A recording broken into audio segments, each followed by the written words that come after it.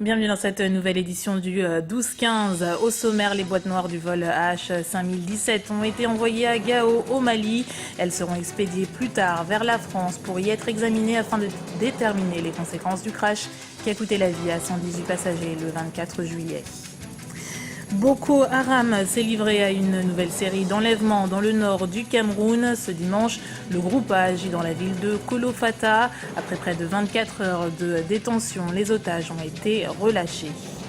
Et puis après les fortes pluies et les inondations meurtrières du mois de juin, la ville d'Abidjan a procédé à des opérations de relogement pour la sécurité de ses habitants. Mais malgré les indemnités proposées, certains refusent encore de quitter leur domicile.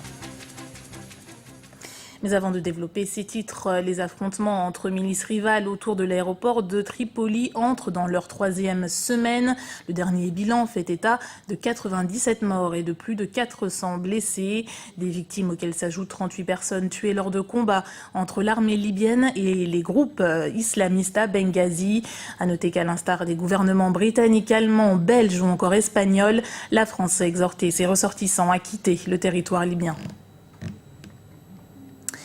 L'enquête sur les causes du crash du vol AH5017 se poursuit au Mali. Les 2 boîtes noires retrouvées samedi seront acheminées vers la France afin de déterminer les circonstances exactes de l'accident. Les autorités se sont également engagées à rapatrier tous les corps des victimes à leurs proches. Une promesse difficile à tenir pour de nombreux experts vu la violence du choc. Reportage de notre correspondant au Mali, Idrissa Sangaré. Les boîtes noires du vol AH5017 de la compagnie Air Algérie sont arrivées à Bamako ce dimanche avant de prendre la direction de Paris pour y être analysées. Les enquêtes dirigées par le Mali ont officiellement démarré. Les ministres des Transports maliens et algériens se sont rendus sur le lieu du drame. Même si pour l'heure, aucune raison n'est connue quant aux causes du crash, les experts sont déjà à pied d'œuvre. Ces 2 boîtes noires seront examinées par un bureau d'enquête accident en collaboration, en coordination avec tous les partenaires. Toutes les dispositions légales et techniques pour procéder à l'identification des dépouilles et déterminer les causes de l'accident ont été prises par les experts maliens en concert par les homologues français et algériens. Par ailleurs, la procédure d'identification des corps est déjà en cours à Gao. Pour les autorités, cette étape va nécessiter du temps, car l'appareil s'était complètement désintégré lors du crash avec 118 passagers à bord. Nous nous réjouissons sur le terrain via l'accomplissement des recherches menées sur le terrain, des recherches d'identification, de reconnaissance et d'analyse des corps et autres. Aujourd'hui aussi, la police scientifique algérienne, elle est sur le terrain avec les partenaires et amis maliens. Le ministre algérien a rassuré les familles des victimes de l'engagement total de son pays à faire toute la lumière sur le drame. L'Algérie va également prendre en charge une grande partie des dépenses liées à l'enquête et du rapatriement des corps dans leur pays d'origine. Un rapatriement indispensable pour permettre aux familles des victimes de commencer à faire véritablement leur deuil. Les agissements de Boko Haram ne se limitent plus au Nigeria. Ce dimanche, une dizaine de personnes ont été enlevées au Cameroun et parmi elles figurait une épouse du vice-premier ministre chargé des relations avec les assemblées et le maire de la ville de Kolofata au nord du pays. Les otages ont été libérés au bout de 24 heures, mais l'offensive s'est soldée par 16 victimes. Le nord du Nigeria qui semble désormais en proie aux attentats de Boko Haram devenus incontrôlables. Depuis le début de l'année 2014, les assauts du groupe terroriste ont fait 2000 victimes. 219 jeunes filles enlevées à la mi-avril sont toujours retenues par les membres de la secte islamiste. Écoutons la réaction du ministre de la Communication du Cameroun, Issa Chiroma. Le gouvernement est en train de mener des enquêtes tant du point de vue administratif qu'au niveau militaire sur le plan opérationnel. Dans la déclaration que j'ai faite hier, j'ai dit aussi longtemps que je n'aurais pas réuni tous les éléments, le pourquoi et le comment de la chose, les protagonistes de la chose, le nombre de victimes, le nombre de prises d'otages, aussi longtemps que je n'aurais pas réuni tous ces éléments, il serait incongru que je fasse une déclaration.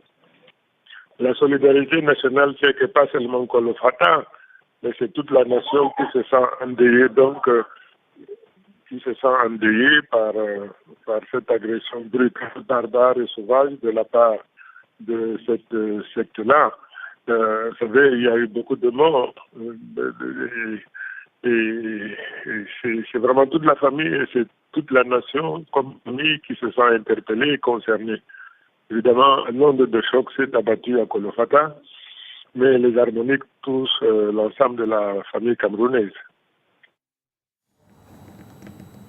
Et pour en parler, nous recevons Monsieur Marcel Makome, président du Parti libéral congolais.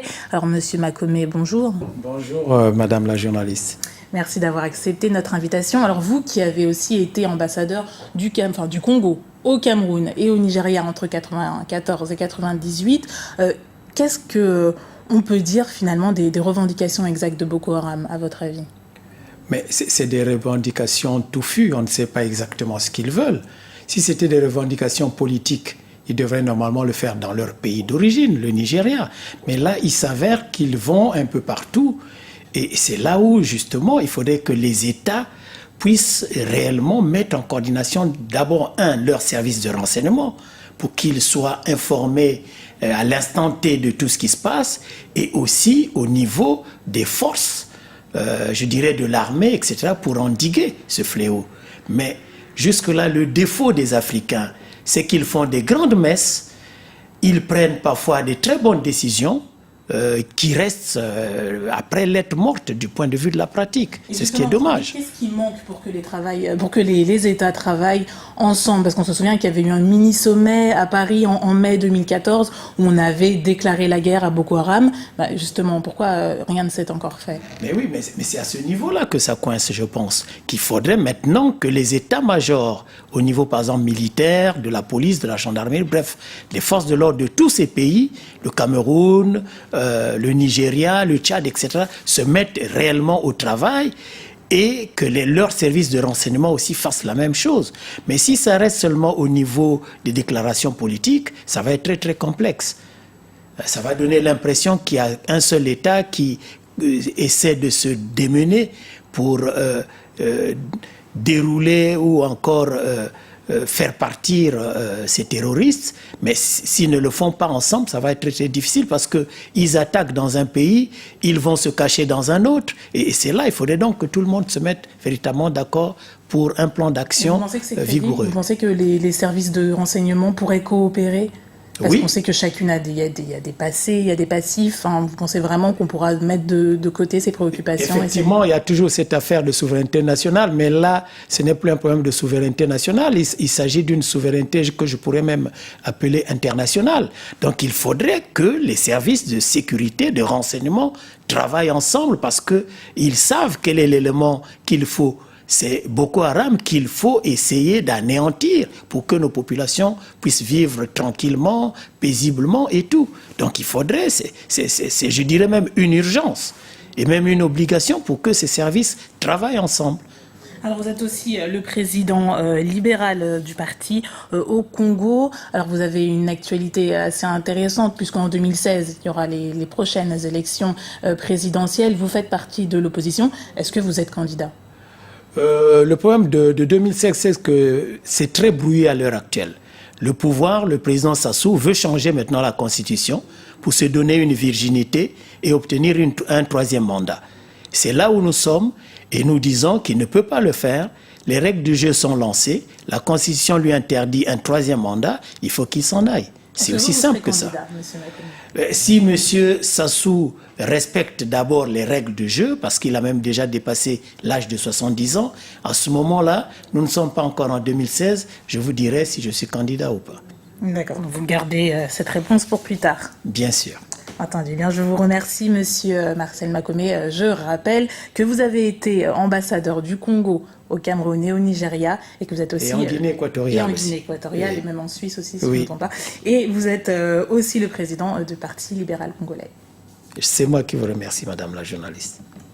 En Côte d'Ivoire, la phase de démolition des sites dangereux a commencé à Abidjan, mais malgré l'indemnisation de 150 000 francs CFA proposée aux habitants, certains refusent toujours de quitter leur domicile. Le gouvernement essaye ainsi par tous les moyens de faire comprendre aux habitants les dangers encourus. Anan Faro. Dans le viseur des autorités ivoiriennes, 2 secteurs attisent les tensions depuis le début de l'opération de destruction des habitations anarchiques le 16 juillet dernier. À l'ouest d'Abidjan, dans la commune d'Atekoubé, une importante force policière a dû être déployée pour contrer les habitants récalcitrants à l'idée de quitter leur domicile. Même scénario à l'est de la capitale, dans le quartier de Goblé, les bulldozers des autorités ont été bloqués par les barricades des occupants. Il faut de la rigueur, il faut sortir peut-être des états d'âme. C'est vrai, ça fait mal, il y a des choses qui sont perdues, mais pour la propre sécurité de ces familles, il est important de déguerpir, il est important de dégager ces sites parce que ça ne fait pas bien à voir pour la capitale. Et puis, ces familles sont en danger. Quand il pleut, il y a des intempéries, il y a des morts, et cela n'est pas intéressant. Face à la multiplicité des habitations anarchiques, plus fragiles, les autorités ivoiriennes ont décidé de détruire les zones à risque. Pour indemniser les ménages concernés, l'État leur a remis 150 000 francs CFA, une somme dérisoire pour certains locataires souvent contraints de se soumettre aux marchands de sommeil. Vous savez aussi, il y a un commerce qui s'est développé dans ces quartiers précaires et ces bidonvilles. C'est des zones non bâties et il se trouve que ceux qui habitent là-bas ne sont pas propriétaires, ils payent des loyers. Et là aussi, il y a un problème. Tous n'y vivent pas gratuitement. On paye des loyers, on paye de l'électricité, il y a des services qui sont payés là-bas. Et il y a tout un commerce, toute une industrie qui se développait au détriment de l'État. Il est important de faire le point et de voir les ressources dont disposent ces populations, comment les sécuriser pour les aider à habiter ailleurs. La décision des autorités ivoiriennes a été motivée par les fortes pluies que le pays a subies depuis le mois de juin. Les inondations et les éboulements de terrain ont été catastrophiques. On dénombre 39 victimes auxquelles s'ajoutent de nombreux dégâts matériels. L'évacuation des zones à risque vise à prévenir d'autres drames. C'était le journal de la rédaction. Merci de l'avoir suivi. Retrouvez dans un instant une nouvelle édition du 12-15 sur Africa 24.